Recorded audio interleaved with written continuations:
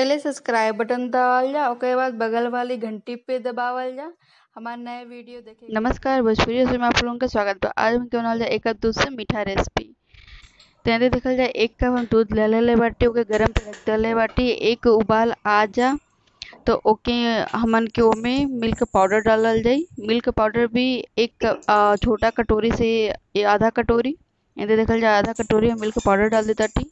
अब एके हमन के अच्छी तरह से मिला देवल जाई और दूध में हमन के एकदम मिला देवे एक बार और मीडियम आंच पे के हमन के पकावल जाए। यदि हमन के बस 1 कप दूध से ही हमन के मीठा बनावल जाता। घर में अगर दूध न होके कुछ बनाए के मन करे तो कैसे बनावल जाए बता देते हैं। देखल जाए हम घी, मैदा और थोड़ा सा दूध सबके मिक्सर में डाल के पीस ले बाटी।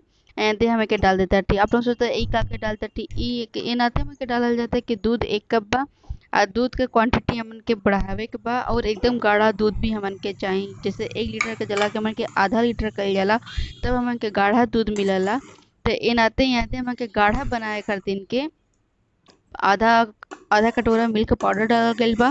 ओकरे बाद हमन के मैदा और घी और थोड़ा सा दूध डाल के ठंडा पानी डाल के ओकर पेस्ट बना लेवल गइल बा और दूध में डाल देवल जाए। एंते देखल जा उबाल आ गइल बा आ कितना गाढ़ा दूध हो गइल बा। अब एमे हम चाशनी डाल ताटी। आप लोगन सोचबे चाशनी में काहे, एंते हम चीनी न डाल के चाशनी डालते। चाशनी ए नाते कि हम घर पे मीठा बनैले रहली तो ओमे चाशनी बच गइल रहला तो चाशनी एमे आप यूज कर सकल जाला।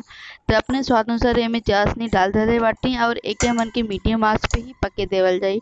हमन के गाढ़ा दूध चाहे तो गाढ़ा पहले से ही हो गइल बा, थोड़ा सा और पकड़ के हमन के गाढ़ा कर लेवल जाए। आप लोगन देख सकत हो कि कितना गाढ़ा दूध दिखत है। बस 1 कप दूध से हमन के इतना गाढ़ा दूध मिल जाता मीठा बनाए खातिर के। अब कोनो भी मीठा में ए दूध के यूज कर सकल जाला। कुछ भी अब मीठा बनावल जाए दूध का जरूरत बा, दूध कम बा घर में 1 कप दूध में ही आप अच्छा खासा गाढ़ा दूध घर में ही बना सकल जाला और कोनो भी मीठा तैयार कर सकल जाला।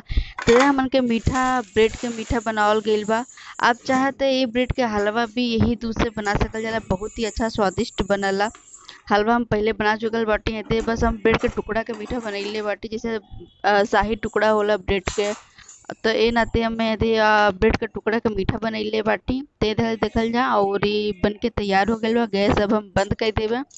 एदे देखल जा ब्रेड के टुकड़ा हम पहले ही काट के रख ले रहली हैं छोटा छोटा पीस में और एक कटोरा में रख देले रहली। ऊपर से हम जो दूध गाढ़ा तैयार कर गेले ओकर ऊपर से एदे भी हमन के ब्रेड टुकड़ा मीठा तैयार हो गइल बा। आप